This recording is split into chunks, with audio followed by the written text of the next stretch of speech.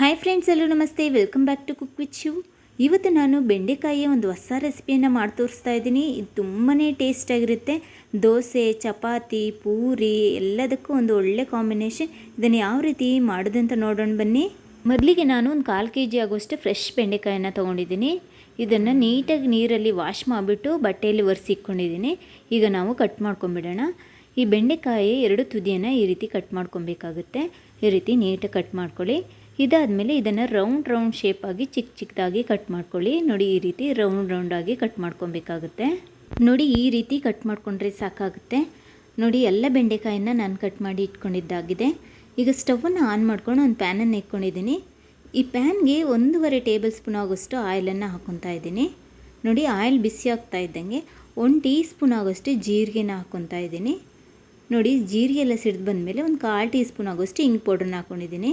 ಇದನ್ನು ನೀಟಾಗಿ ಮಿಕ್ಸ್ ಮಾಡ್ಕೊಳ್ಳಿ. ಈ ರೀತಿ ನೀಟಾಗಿ ಮಿಕ್ಸ್ ಮಾಡ್ಕೊಂಡಾದ್ಮೇಲೆ ನಾವು ಆಲ್ರೆಡಿ ಕಟ್ ಮಾಡಿ ಇಟ್ಕೊಂಡಿದ್ವಲ್ಲ, ಆ ಬೆಂಡೆಕಾಯಿನ ಹಾಕ್ಕೊತಾ ಇದ್ದೀನಿ ನಾನು. ಬೆಂಡೆಕಾಯಿನ ಹಾಕ್ಕೊಂಡಾದ್ಮೇಲೆ ನೀಟಾಗಿ ಫ್ರೈ ಮಾಡ್ಕೊತಾ ಬನ್ನಿ. ಈ ಬೆಂಡೆಕಾಯಿನ 2 ರಿಂದ 3 ನಿಮಿಷ ನೀಟಾಗಿ ಫ್ರೈ ಮಾಡ್ಕೊತಾ ಬರಬೇಕಾಗುತ್ತೆ. ನೋಡಿ, 2 ನಿಮಿಷಗಳ ಕಾಲ ನಾನು ನೀಟಾಗಿ ಫ್ರೈ ಮಾಡ್ಕೊಂಡಿದ್ದೀನಿ. ಇದಾದಮೇಲೆ ಒಂದು ದೊಡ್ಡ ಸೈಜಿನ ಈರುಳ್ಳಿಯನ್ನು ಸಣ್ಣದಾಗಿ ಹೆಚ್ಚಿಟ್ಕೊಂಡಿದ್ದೆ, ಅದನ್ನು ಹಾಕ್ಕೊಂಡಿದ್ದೀನಿ. ಇದನ್ನು ಈ ರೀತಿ ನೀಟಾಗಿ ಮಿಕ್ಸ್ ಮಾಡ್ಕೊಳ್ಳಿ. ಇದಾದಮೇಲೆ ಒಂದು ಸ್ವಲ್ಪ ತುರಿದಿರುವಂಥ ಶುಂಠಿ ಹಾಗೆ ಒಂದು ಹಸಿಮೆಣ್ಸಿನ್ಕಾಯನ್ನು ಕಟ್ ಮಾಡಿರೋದು ಹಾಕ್ಕೊಂಡಿದ್ದೀನಿ. ಇದನ್ನು ಕೂಡ ನೀಟಾಗಿ ಮಿಕ್ಸ್ ಮಾಡ್ಕೊಳ್ಳಿ. ಇದಾದಮೇಲೆ ಒಂದು ಅರ್ಧ ಟೊಮೆಟೊವನ್ನು ಚಿಕ್ಕದಾಗಿ ಹೆಚ್ಚಿಟ್ಕೊಂಡಿದ್ದೆ, ಅದನ್ನು ಹಾಕ್ಕೊತಾ ಇದ್ದೀನಿ. ಇದನ್ನು ಕೂಡ ನೀಟಾಗಿ ಮಿಕ್ಸ್ ಮಾಡ್ಕೊಳ್ಳಿ. ಇದನ್ನೇ ನೀಟಾಗಿ ಮಿಕ್ಸ್ ಮಾಡಿಬಿಟ್ಟು ಟೊಮೆಟೊ ಈರುಳ್ಳಿ ಎಲ್ಲ ಬೇಯೋ ತನಕ ನೀಟಾಗಿ ಫ್ರೈ ಮಾಡ್ಕೊಬೇಕಾಗುತ್ತೆ. ಮತ್ತೊಂದು ಸ್ಟವನ್ನು ಆನ್ ಮಾಡಿಕೊಂಡು ಲೋ ಫ್ಲೇಮಲ್ಲಿ ಇಟ್ಕೊಂಡ್ಬಿಟ್ಟು ಒಂದು ಪ್ಯಾನನ್ನು ಇಟ್ಕೊಂಡಿದ್ದೀನಿ. ಈ ಪ್ಯಾನ್ಗೆ 2 ಟೇಬಲ್ ಸ್ಪೂನ್ ಆಗೋಷ್ಟು ಕಡಲೆ ಹಿಟ್ಟನ್ನು ಹಾಕ್ಕೊತಾ ಇದ್ದೀನಿ. ಇದಾದಮೇಲೆ ಇದನ್ನು ನೀಟಾಗಿ ಲೋ ಫ್ಲೇಮಲ್ಲಿ ಹಸಿ ವಾಸನೆ ಹೋಗಿ ಘಮ ಬರೋ ತನಕ ಈ ರೀತಿ ಹುರ್ಕೊಬೇಕಾಗುತ್ತೆ. ನೋಡಿ, ಇಷ್ಟಾದರೆ ಸಾಕು. ನಾನು ಸ್ಟವನ್ನು ಆಫ್ ಮಾಡಿ ಇಟ್ಕೊಂಡಿದ್ದೀನಿ. ಈಗ ನಾನು ಇದನ್ನು ಒಂದು ಬೌಲಿಗೆ ಶಿಫ್ಟ್ ಮಾಡ್ಕೊತಾ ಇದ್ದೀನಿ. ನಾನು ಬೌಲಿಗೆ ಶಿಫ್ಟ್ ಮಾಡಿ ಇಟ್ಕೊಂಡಿದ್ನಲ್ಲ, ಆ ಕಡಲೆ ಹಿಟ್ಟಿಗೆ ಒಂದು ಚಿಟಿಕೆ ಆಗೋಷ್ಟು ಅರಿಶಿನ ಪುಡಿ ಹಾಕ್ಕೊಂಡಿದ್ದೀನಿ. ಹಾಗೆ 1/4 ಟೀ ಸ್ಪೂನ್ ಆಗೋಷ್ಟು ಧನಿಯಾ ಪುಡಿ, 1/4 ಟೀ ಸ್ಪೂನ್ ಆಗೋಷ್ಟು ಚಿಲ್ಲಿ ಪೌಡರ್, ಹಾಗೆ ರುಚಿಗೆ ತಕ್ಕಷ್ಟು ಉಪ್ಪನ್ನು ಹಾಕ್ಕೊಂಬಿಟ್ಟು ನೀಟಾಗಿ ಮಿಕ್ಸ್ ಮಾಡ್ಕೊಬೇಕಾಗುತ್ತೆ. ಈ ರೀತಿ ನೀಟಾಗಿ ಮಿಕ್ಸ್ ಮಾಡ್ಕೊಳ್ಳಿ. ಮಿಕ್ಸ್ ಮಾಡ್ಕೊಂಡಾದ್ಮೇಲೆ ನೀರನ್ನು ಸೇರಿಸ್ಕೊಬೇಕಾಗುತ್ತೆ. ಇದಕ್ಕೆ ಸ್ವಲ್ಪ ನೀರನ್ನು ಸೇರಿಸ್ಕೊಂಬಿಟ್ಟು ನೀಟಾಗಿ ಮಿಕ್ಸ್ ಮಾಡ್ಕೊತಾ ಬರಬೇಕು. ಲಮ್ಸ್ ಇಲ್ದಿದ್ದಂಗೆ ನೀಟಾಗಿ ಮಿಕ್ಸ್ ಮಾಡ್ಕೊಳ್ತಾ ಬನ್ನಿ.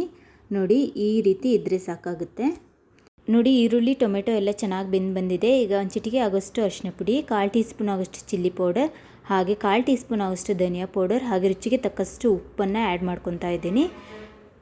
ಇದನ್ನು ಸೇರಿಸ್ಕೊಂಡಾದ್ಮೇಲೆ ನೀಟಾಗಿ ಮಿಕ್ಸ್ ಮಾಡ್ಕೊಳ್ಳಿ ಒಂದು ಸರಿ. ನೋಡಿ, ನಾನು ನೀಟಾಗಿ ಮಿಕ್ಸ್ ಮಾಡಿ ಇಟ್ಕೊಂಡಿದ್ದೀನಿ. ಇದಾದಮೇಲೆ ಆಲ್ರೆಡಿ ನಾವು ಕಲಸಿಟ್ಕೊಂಡಿದ್ವಲ್ಲ ಕಡಲೆ ಹಿಟ್ಟಿನ ಮಿಶ್ರಣ, ಆ ಮಿಶ್ರಣನ ಇಲ್ಲಿ ಹಾಕ್ಕೊತಾ ಇದ್ದೀನಿ. ನೋಡಿ, ಎಲ್ಲ ಮಿಶ್ರಣನ ಹಾಕ್ಕೊಂಡಿದ್ದಾಗಿದೆ. ಈಗ ನೀಟಾಗಿ ಒಂದು ಸರಿ ಮಿಕ್ಸ್ ಮಾಡ್ಕೊಳ್ಳಿ. ಇದನ್ನು ಲೋ ಫ್ಲೇಮಲ್ಲಿ ಇಟ್ಕೊಂಡ್ಬಿಟ್ಟು ನೀಟಾಗಿ ಮಿಕ್ಸ್ ಮಾಡ್ತಾ ಬೇಯಿಸ್ಕೊಬೇಕಾಗುತ್ತೆ. ಒಂದು 3 ರಿಂದ 4 ನಿಮಿಷ ಈ ರೀತಿ ಮಿಕ್ಸ್ ಮಾಡ್ತಾ ಬೇಯಿಸ್ಕೊಂಡ್ರೆ ಟೇಸ್ಟಿ ಆದಂಥ ಪಲ್ಯ ರೆಡಿ ಆಗುತ್ತೆ. ನೋಡಿ ಫ್ರೆಂಡ್ಸ್, ದೋಸೆ, ಚಪಾತಿ, ಪೂರಿ, ರೊಟ್ಟಿ ಜೊತೆಗೆ ಒಳ್ಳೆ ಕಾಂಬಿನೇಷನ್.